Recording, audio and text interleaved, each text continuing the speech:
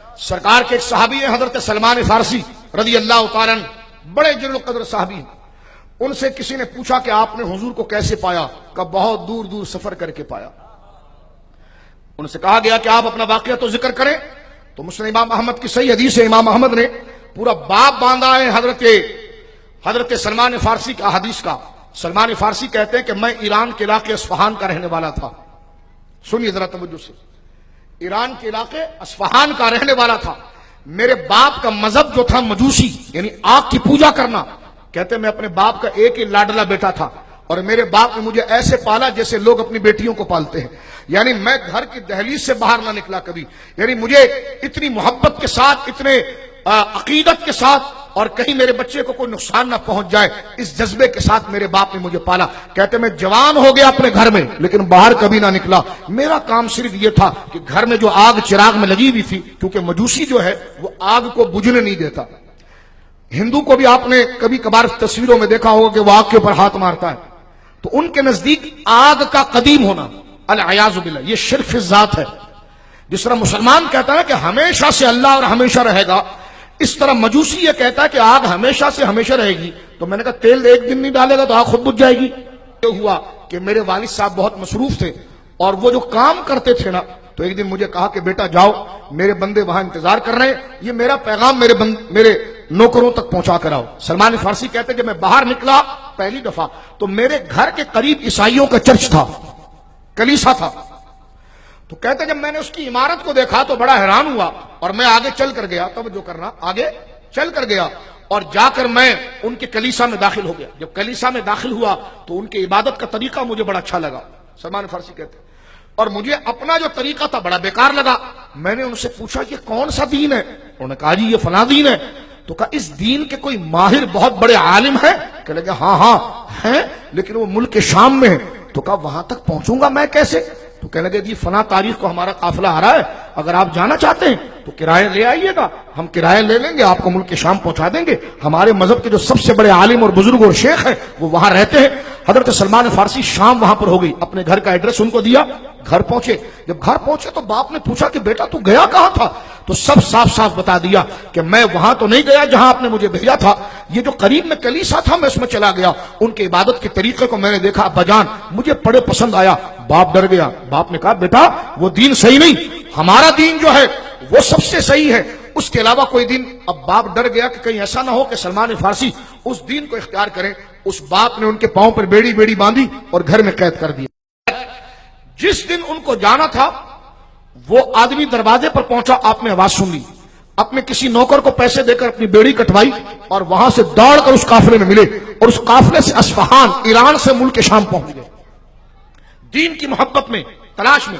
جب ملک شام پہنچے تو ایک عرصہ انہوں نے اس پادری کی اور اس معبد کے اندر اس شخص کی انہوں نے بڑی خدمت کی، لیکن جب اس کے مرنے کا وقت آیا تو حضرت سلمان فارسی نے اس کا ہاتھ پکڑ کر کہا کہ میں تو اتنے دور سے تلاش کرتے ہوئے تیرے پاس آیا تھا، اور تو بڑا 2 نمبر تھا، تو لوگوں کی زکات خود کھا لیتا تھا، لوگوں کا فطرہ خود کھا لیتا تھا، لوگوں کے پیسے خود کھا لیتا تھا، اب تو مرنے کے قریب ہے، اب تو مر رہا ہے، تو کم سے کم مجھے صحیح بندے کا پتہ تو بتا، جب تو مر جائے گا تو میں دین کے لیے جاؤں کس کے پاس؟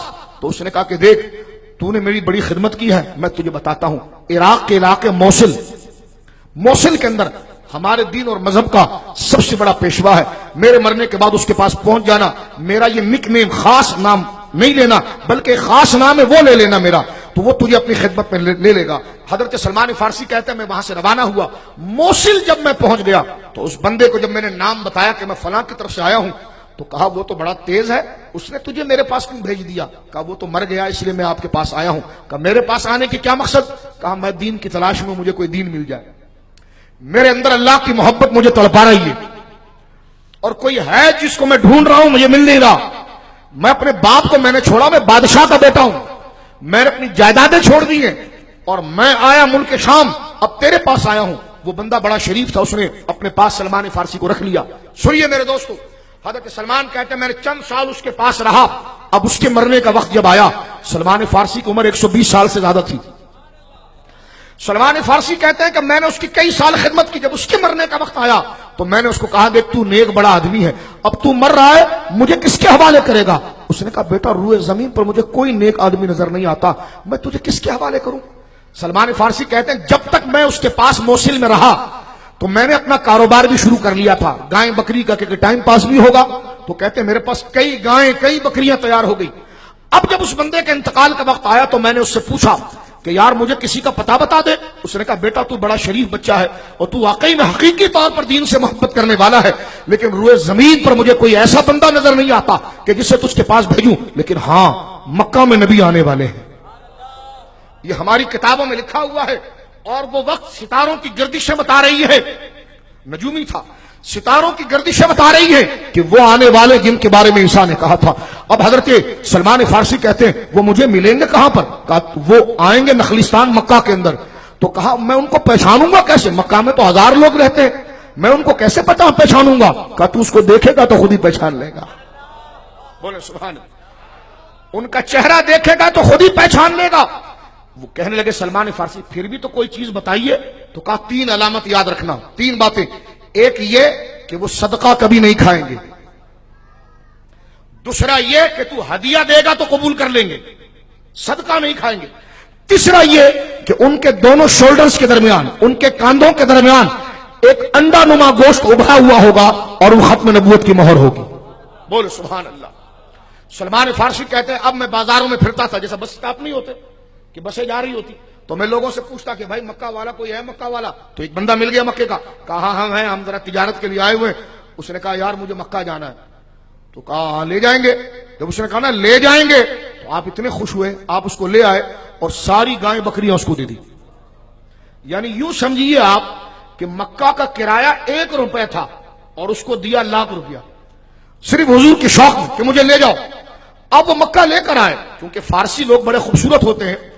آپ کا قد بڑا دراز تھا, چوڑا سینہ تھا, بڑا خوبصورت نورانی چہرہ تھا. تو اب اس زمانے میں بندے بکتے تھے اور غلام ہوتے تھے. تو ان لوگوں نے ظلم یہ کیا کہ گائے بکری بھی ان سے لے لی اور مکہ لا کر مکہ کے بازار میں آپ کو بیچ دیا. تو مدینہ منورہ کے ایک یہودن نے اور ایک یہودی نے آپ کو خریدا اور غلام بنا کر لے گئے. آپ رونے لگے کہ جناب میں نے تجھے مال بھی دیا, سب کچھ دیا, میں کہاں کہاں سے گھومتا ہوا آیا, اب تو نے مجھے فروخت کر دیا ہے. خیر وہ ان کو لے کر مدینہ منورہ چلے گئے. مدینہ منورہ میں آپ اپنے اس یہودی آقا کے پاس کھجور کا کام کرتے تھے. کہتے کئی سال گزر گئے. ایک دفعہ دوپہر کا وقت تھا کہ میں کھجور کے درخت کے اوپر کھجور توڑ رہا تھا کہ میرے مالک کا چچا کا بیٹا بھاگتا ہوا آیا اور کہنے لگا سنتے ہو. تو میرے مالک نے کہا کیا ہوا؟ تو کہنے لگے جب اس نے زور سے اس نے بولا تو میں اوپر درخت سے سننے لگا کیا بات ہو رہی ہے. اس نے کہا قبا کے اندر وہ آ گئے جس کا لوگ انتظار کر رہے تھے. تو کہتے ہیں میں تھوڑا بیدار ہوا تو میرے مالک کو کہنے لگا پگڑی بھی ویسی باندھی ہے جیسے ہماری کتابوں میں لکھی ہے, داڑھی مبارک بھی ویسی ہے. بولے نا سبحان اللہ. سلمان فارسی کہتے ہیں یہ بات وہ کرتا رہا اور کہا نام وہ اپنا محمد بتاتے ہیں. کہتے ہیں یہ سننے کے بعد میری کیفیت غیر ہو گئی, میرے سے وہ گرپ کھل گئی اور میں دھڑام سے زمین پر گر گیا. اور گرنے کے ساتھ میں نے اپنے آقا کے اس چچا کے بیٹے کا ہاتھ پکڑ کر کہا کہ بھائی وہ کہاں پر ہے, کہاں پر ہے؟ تو کہتے یہ سننے کے ساتھ وہ میرا مالک جو تھا یہودی وہ ڈنڈا اٹھا کے مجھے مارنے لگا کہ تجھے اس سے کیا کرنا ہے. کہتے ہیں خیر کچھ بھی ہو, پتا تو مجھے پتا چل گیا تھا اور 3 علامتیں تو میرے پاس تھی. کہتے صبح کے وقت میں نے اپنے مالک سے چھٹی لی, جنگل میں گیا, قیمتی لکڑی میں نے توڑی, بازار میں بیچی, کچھ پیسے مل گئے تو وہ میں لے کر حضور کے پاس پہنچا اور سرکار جلوگر تھے. کہتے میں حضور کے پاس گیا اور سرکار کی خدمت میں قدموں کی طرف میں نے وہ پیسے رکھے اور حضور نے فرمایا یہ پیسے کیسے ہیں؟ کہ صدقے کے ہیں. آقا نے فرمایا صدقہ نہیں رہتے, یہ غریب بیٹھے ان کو دے دو. تو کہتے ایک علامت تو پوری ہو گئی. کہتے دوسرے دن بھی میں اپنے آقا سے میں نے ٹائم لیا, لکڑیاں میں نے قیمتی توڑی, اس کو مارکیٹ میں بیچی اور اس کے میں نے کچھ پیسے لے لیے, پیسے لے کر حضور کے پاس پہنچا اور سرکار جلوگر تھے اور میں نے حضور کی ہتھیلی پر وہ پیسے رکھے. آقا نے فرمایا یہ کیا ہے؟ کہا حضور ہدیہ ہے. فرمایا چلو ٹھیک ہے, ہدیہ ہم قبول کرتے ہیں. کہتے ہیں 2 علامت ہو گئی, تیسری علامت تھی پشت کے اندر مہر نبوت کو دیکھنا. کہتے ایک دن میں حضور کے پاس گیا, میری چھٹی پہلے ہو گئی تھی, تو میں نے دیکھا کہ حضور جنت البقیع ذہن میں ہے, جب آپ سرکار سے حاضری دے کے باب البقیع سے جنت البقیع کی طرف آتے ہیں. کہتے ہیں حضور اپنے گھر سے جنت البقیع کی طرف جا رہے تھے, کسی شخص کا انتقال ہو گیا تھا. کہتے ہیں میں بھی پیچھے لگ گیا. جب میں گیا जन्नतुल बकी में हम पहुंच गए, उन्होंने अपने साहबी को दफन कर दिया। दफन करने के बाद वो कब्र पर खड़े थे, तो कहते हैं सलमान फारसी, मैं लोगों को हटाता हुआ इस तरह बिल्कुल हुजूर के करीब आ गया। अल्लाह अकबर। कहते इतना करीब आया कि मेरा चेहरा जो था और मेरा जिस्म जो था वो हुजूर के जिस्म से आहिस्ता आहिस्ता लगता भी था। कहते बस हुजूर ने एक तो अमामे का शिमला था, एक हुजूर ने चादर डाली हुई थी। कहते मैं हुजूर के गिरबान मुबारक से झांक रहा था कि वो मोहर कहां है। तो कहते आका अलैहिस्सलाम ने इस बात को जान लिया, तो सरकार ने खुद चादर हटाई हाथ से और शिमला हटा दिया और बोला कुछ भी नहीं, जुबान से कुछ नहीं बोला। हदीस पाक में आता, हजरत सलमान फारसी कहते कि मैंने वो मोहर देख ली। कहते खुदा की कसम उस मोहर पर खत्म नबूवत लिखा हुआ था। कहते मेरी कैफियत गैर हुई और मुझे जैसे चक्कर नहीं आता कि जहां चला था कहां मंजिल मुझे मिल गई। कहते बस करीब था कि मेरा सर हुजूर के पुष्प मुबारक पर लगता, इतने में सरकार ने मेरी तरफ सीना किया और मेरे सीने पर हाथ रख के फरमाया, सलमान क्या कहना चाहते हो? सलमान क्या कहना चाहते हो? कहते मैं धाड़े मार कर रोने लगा। मैंने हुजूर के हाथ चूमे और हुजूर के हाथ पर मैंने इस्लाम कबूल कर लिया। कहते आका ने सीने से लगा दिया, फरमाया मैं वो भी जानता हूं कहां से आए कहां गए, सब मुझे पता है। कहते कुछ दिन गुजर गए, मुझे कहा कि जाओ अपने अपने मालिक के पास काम करते रहो। कहते मैं काम करता, शाम को छुट्टी लेकर हुजूर के पास आता। तो एक दिन मेरे हुजूर ने मेरे हाथ देखे तो मेरे हाथ कटे हुए थे, यानी जाहिर सी बात है खेती बाड़ी का काम करके। तो आका को बड़ा तरस आया। सरकार ने फरमाया सलमान कल सुबह जब अपने अमीर के पास जाएगा ना तो उसको कहना कि कितना तू पैसा लेगा ले ले और मुझे आजाद कर दे। वो कटे हुए हाथ और बिल्कुल उधड़े हुए हाथ को देखकर आका को रहम आया। फरमा अपने मालिक को कह दे मैं सारे पैसे दूंगा। आका ने फरमा मैं पैसे दूंगा और तुझे आजाद कराऊंगा। हजरत सलमान गए और यहूदी से कहा कि मैं आजाद होना चाहता हूं। उस वक्त होते थे। तो उसने कहा ठीक ऐसा करो कि 40 किलो सोना लाओ और 100 दरख्त लाओ खजूर के जो फल दे रहे हो। यानी इतना बड़ा मुतालबा, यानी बुग्ज में, वरना 1 किलो सोने में 100 गुलाम मिल जाए, लेकिन आपकी चिड़ में उसको पता चल गया कि जा रहा है।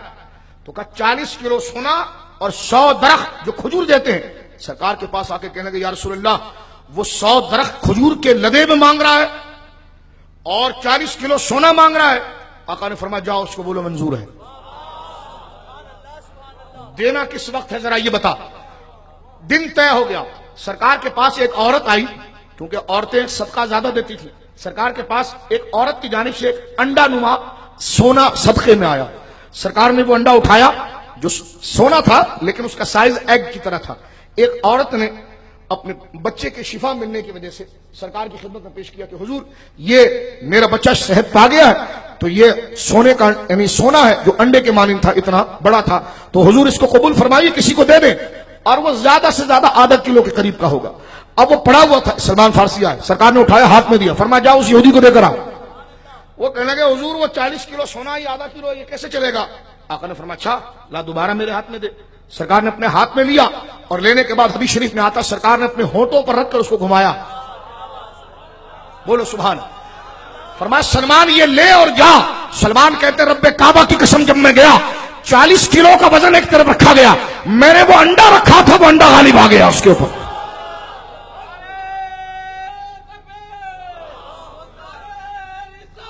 वो अंडा गालिब आ गया। कह गए रह गए 100 दरख्त। तो आका ने अपनी मस्जिद में ऐलान फरमाया कि देखो ये सलमान तुम्हारा भाई है, ये फारसी है, इतने दूर दूर से घूमकर आया है, अब तुम ऐसा करो। सारे साहबा गरीब थे। फरमाया जो तुम छोटे छोटे पौधे ये शाख भी अगर खजूर की ला सको ना तो ले आओ, 100 चाहिए। तो हजरत उमर कहते मुझे बड़ी अच्छी तरह से याद है, कोई साहबी छोटे छोटे जो प्लांट नुमा जो बिल्कुल छोटे छोटे पौधे थे खजूर के वो ले आए, कोई शाख ले आया। तो कहते 100 तकरीबन जमा हो गए और वो शाखें थी। सरकार ने सलमान फारसी और हजरत उमर को कहा कि जाओ जमीन तैयार करो। जमीन तैयार कीजिए, छोटे छोटे सुराख होल कर दिए गए जिसमें दरख्त लगाया जाएगा।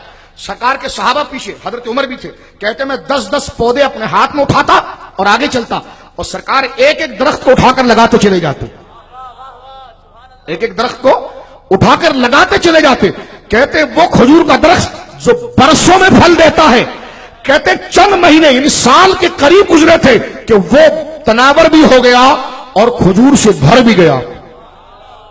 सरकार ने कहा कि जाओ और उस यहूदी को बुलाओ, लेकिन पहले जाकर दरख्त को गिनो। कहते जब हम दरख्त को काउंट करने लगे ना तो वो 99 निकले। चाहिए थे 100, سرکار نے فرمایا ہم نے تو 100 لگانے کا کہا تھا، 99 کیسے؟ فرمایا چلو. سرکار جب گئے تو صحابی نے کہا کہ حضور درخت 100 ہیں، ایک نہیں ہوگا، 99 اگ گئے، ایک نہیں ہوگا. سرکار قریب گئے، دیکھ کے فرمایا من غرس ھذہ، کس نے یہ کھجور کا درخت لگایا؟ تو حضرت عمر ڈر کے چلے گئے، حضور وہ آپ اتنا لگا رہے تھے، میں نے کہا اتنی محنت ہے تو میں نے اپنے ہاتھ سے اٹھا کر میں نے لگا دیا. تو جو حضرت عمر نے لگایا وہ نہیں ہوگا، لیکن اس میں بے توقری نہیں، کرامت ہے. وہ سڑا بھی نہیں، وہ سڑا بھی نہیں، یعنی اتنا کافی تھا عمر تیرے ہاتھ سے لگنے سے سڑا نہیں، یہ میرا فیض ہے، لیکن یہ درخت بنے گا جب اس کو مصطفیٰ کا ہاتھ لگے.